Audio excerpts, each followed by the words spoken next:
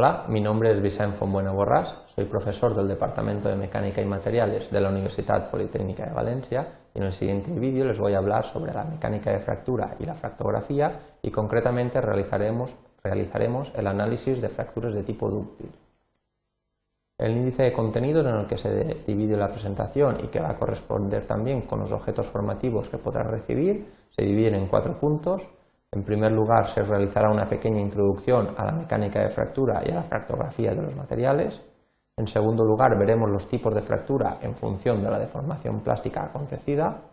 En tercer lugar, veremos cuáles son las principales características de una fractura de tipo dúctil, donde hablaremos de cómo va a ser sus deformaciones plásticas, su dirección de fractura, la velocidad de crecimiento de esta grieta que va a llevar a cabo la fractura y por último una morfología de la fractura desde el punto de vista microscópico y macroscópico.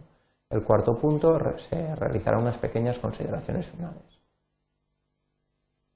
La fractografía es un término que se acuñó en 1944, es una técnica que trata de analizar cuáles han sido las causas que han llevado a cabo la fractura de un material o de una estructura. Para ello se interpretará y se caracterizará la superficie de fractura del material, que al fin y al cabo es como un mapa topográfico que nos puede dar muchísima información de cuáles han sido las causas y cuáles han sido los eventos previos a la rotura de este material. Por tanto, el objetivo que nos marcamos hoy en este vídeo es el siguiente. Vamos a realizar un análisis exhaustivo de un tipo de fractura, en este caso una fractura de tipo dúctil, y la analizaremos tanto desde el punto de vista macroestructural como microestructural, para al fin y al cabo obtener información sobre qué tipo de fractura se ha producido y sobre todo el mecanismo que la ha podido generar.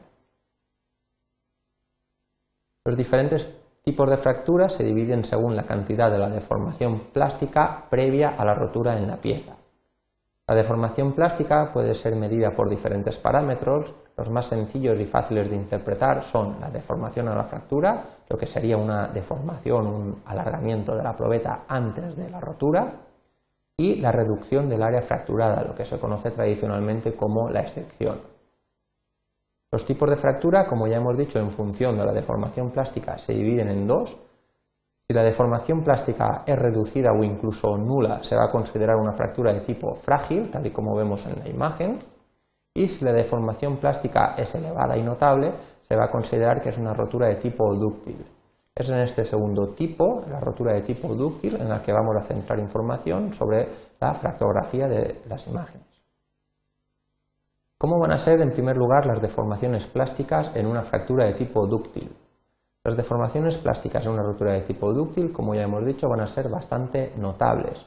Ello lo vamos a poder detectar mediante una elongación de la probeta o de la pieza a analizar y también mediante una estricción, tal y como se observa en la pieza central, en la imagen central, donde se produce una reducción del área antes de la rotura.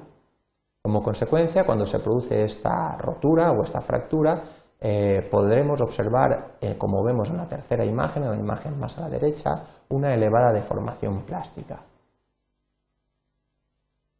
Si analizamos cómo van a ser las direcciones de fractura, la dirección del movimiento de una grieta no tiene por qué ser perpendicular a la dirección de la tensión máxima aplicada, tal y como ocurre en las fracturas de tipo frágil. En este caso vamos a tener que diferenciar de distintos tipos de fractura o de distintas formas de fractura en función de la morfología de la pieza. Si se trata de estructuras cilíndricas, vamos a poder tener 3 tipos característicos de rotura. La primera y más característica es lo que se denomina una rotura de tipo forma copa-cono, donde la fractura ha provocado que una parte de las piezas tenga una forma convexa y la otra una parte cóncava, lo que se conoce como rotura de tipo copa-cono. También se van a poder producir roturas de tipo media copa-cono, donde es el mismo procedimiento que el anterior, pero se produce un labio de salida, un labio cortante. Y por último, también vamos a poder tener roturas en forma de bisel, que en este caso son roturas caracterizadas por un ángulo de 45 grados respecto a la máxima tensión aplicada. En el caso de analizar estructuras de tipo planas, también tendremos 3 tipos de rotura características. Una rotura plana con labios, que sería la equivalente a la rotura copa-cono en muestras cilíndricas. Una rotura con planos con labios alternativos, donde los labios salen en direcciones opuestas. Y por último, en muestras planas también vamos a poder tener roturas en forma de bisel o incluso en forma de doble bisel. En cuanto a las velocidades de fracturas, hay que tener en cuenta que la formación de la grieta tiene una velocidad mucho menor respecto a una fractura de tipo frágil.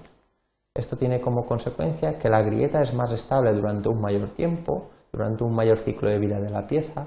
Por tanto, vamos a tener más tiempo para poder detectar esta pieza antes de la rotura total de nuestro elemento.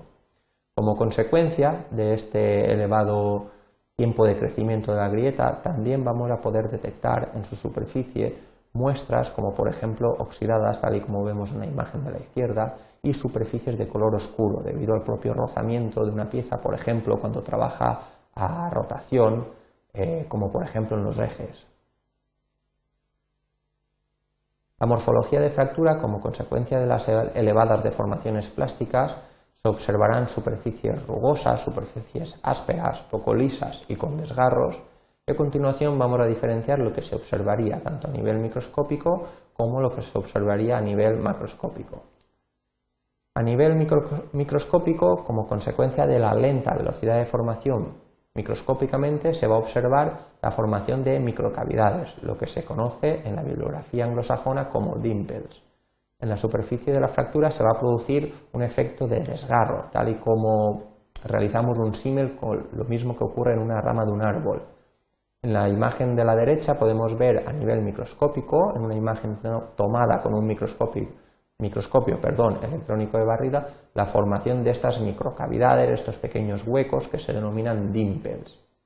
Ellos, como ya hemos dicho, se producen debido al desgarro del material a nivel microscopio.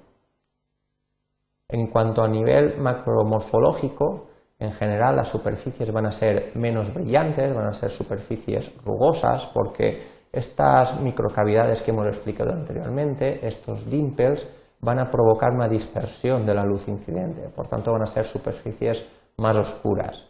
Se van a poder detectar también elevadas deformaciones plásticas con desgarro del material, tal y como vemos en un eje roto en la imagen de la derecha. Con todo ello podemos obtener una serie de consideraciones finales. El análisis detallado de la superficie de fractura nos puede aportar muchísima información sobre el tipo de fractura ocurrido y también sobre el mecanismo que la ha provocado. La cantidad de deformación plástica es el método más utilizado para clasificar los distintos tipos de rotura. En una rotura de tipo dúctil se va a caracterizar vamos a poder observar en la superficie de fractura una elevada deformación plástica. La superficie de fractura no tiene por qué ser plana y perpendicular a la máxima tensión recibida por la estructura o por la pieza, tal y como ocurre en roturas de tipo frágil. Una forma característica de rotura cilíndrica, en una pieza cilíndrica, es una rotura de tipo copa-cono. Y la fractura, como ya hemos dicho, se va a producir en ángulos distintos a 90 grados, mayoritariamente a 45 grados. Y las topografías de la superficie van a ser abruptas, ásperas debido al desgarro del material. Y con ello concluimos nuestra presentación. Muchas gracias por su atención.